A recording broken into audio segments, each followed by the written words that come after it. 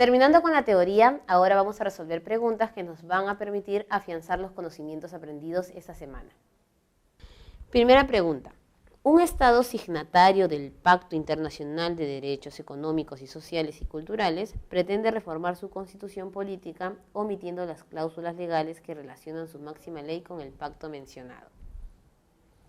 Del párrafo anterior es posible dicho proceso. Entonces, primero tenemos que reconocer qué pacto están mencionando, cuál es el carácter del pacto, si puede o no puede hacer eso un Estado, y entender algunos términos. Por ejemplo, el término signatario.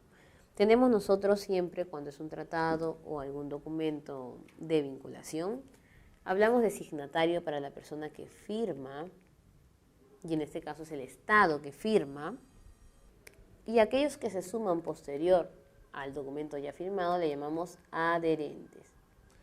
Sabemos que los pactos tienen carácter vinculante. Se tienen que cumplir por obligación y no por forma voluntaria. Y cuando hablamos de derechos económicos, sociales y culturales, hablamos nosotros de los derechos de segunda generación. En este caso, el Estado que ha firmado este pacto va a reformar su constitución y recordemos que cuando una constitución se reforma luego de haberse adherido a un pacto, obligatoriamente debe contener parte de lo mencionado en el pacto. Pero este Estado va a omitir las cláusulas legales que lo relacionan, obviamente, con dicho documento. ¿Se puede hacer ello? Tenemos, si dijéramos afirmativo, sí, porque los Estados son autónomos en función de sus leyes nacionales. Sí, porque las leyes nacionales están sobre las leyes internacionales. Sí, porque el pacto internacional solo brinda obligaciones morales. Sabemos que no pueden ser obligaciones morales, que no son contractuales. No podemos supeditar en la soberanía a una ley internacional, como si la soberanía no tendría importancia, pero sí sabemos que es una obligación porque el Estado ha decidido adherirse. Entonces tampoco podría ser. Sabemos entonces que no es una respuesta positiva. Vamos para el no. No porque este pacto internacional es vinculante y de estricto cumplimiento, y no porque el signatario tiene la imposibilidad de modificación constitucional. Y sabemos que un pacto obviamente no va a transgredir nuestra soberanía y podemos cambiar nuestra constitución. Por lo tanto, nos quedamos con la letra B. Agentes policiales distritales de un estado americano detuvieron a una mujer sin una orden judicial. Por esta razón, ella realizó la denuncia respectiva ante un organismo internacional. Identifique los enunciados correctos sobre dicho caso. A ver, agentes policiales distritales de un estado americano, entonces ya nos están restringiendo la jurisdicción, detuvieron a una mujer sin orden judicial. Obviamente que no se está dando el debido proceso. Y ella denunció al organismo internacional. A ver, verifiquemos si es correcto lo que hace la mujer, si es correcto lo que hacen los agentes, qué va a proceder después. La mujer acudió directamente a la Corte Interamericana de Derechos Humanos para realizar la denuncia. Y sabemos que esto es verdadero o falso. Falso. Porque nosotros a donde tenemos que acudir primero es a la comisión, porque somos personas naturales.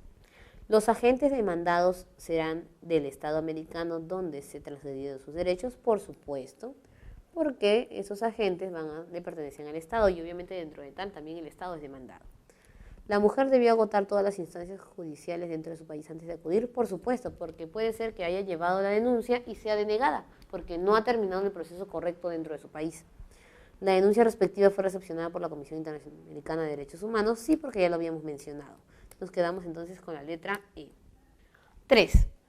Algunos países centroamericanos no solo se ven expuestos a problemas económicos, sino además la crisis política donde la falta de elecciones, la represión del gobierno, la discriminación de las masas, la ausencia de libertades y la falta del Estado en la solución de los conflictos son noticia de cada día.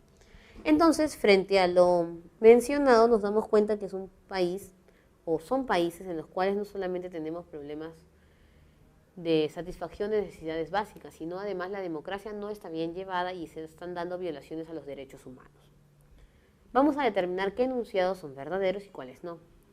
La activación de la Carta Democrática Interamericana aportaría positivamente en dichos países, por supuesto, porque quiere recuperar la democracia, no destruir la soberanía del país. El compromiso de los gobernantes para fortalecer la democracia y los derechos humanos, ¿debe darse o no debe darse? También, porque al activarse la carta se va a obligar a que los gobernantes estén comprometidos con dicha acción, si no, no tendría norte la dirección democrática. La pronta acción de la ONU demostraría el poder y respeto internacional de nuestro continente. Sabemos que en todo caso tendría que actuar primero la OEA frente a la situación si es que no se pudiese solucionar un problema democrático, porque no es una controversia entre países.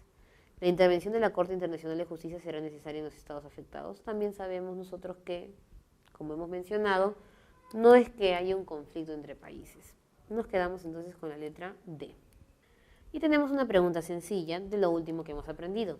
Elija la alternativa que relacione al organismo que promueve los derechos humanos con el caso vinculado a su respectiva función.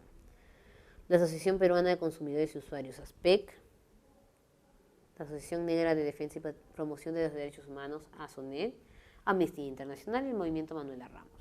La primera tiene que ver con servicios básicos, la segunda contra el racismo, Amnistía en función de todo tipo de derechos humanos y Manuela Ramos con la protección a la mujer.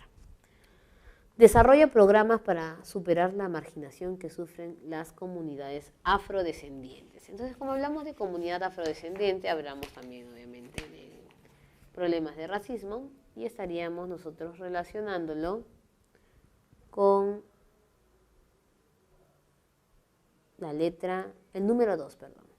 Sostiene, vamos a ponerle otro color para que se pueda reconocer, sostiene que Ocitel no se encuentra en la capacidad para supervisar una empresa de telefonía. Estamos hablando de servicios básicos, ASPEC. Protege los derechos humanos reconocidos en la declaración, habla de todos los derechos humanos, sería entonces amnistía. Luego tenemos nosotros, revela la brecha económica entre varones y mujeres para poder proteger los derechos de la mujer. Sería Movimiento Manuela Ramos y nos quedaríamos nosotros con la letra E. Bueno, jóvenes, hemos terminado el primer bloque que corresponde a los derechos humanos y pasaremos a próxima semana al segundo bloque de ciudadanía. Nos vemos.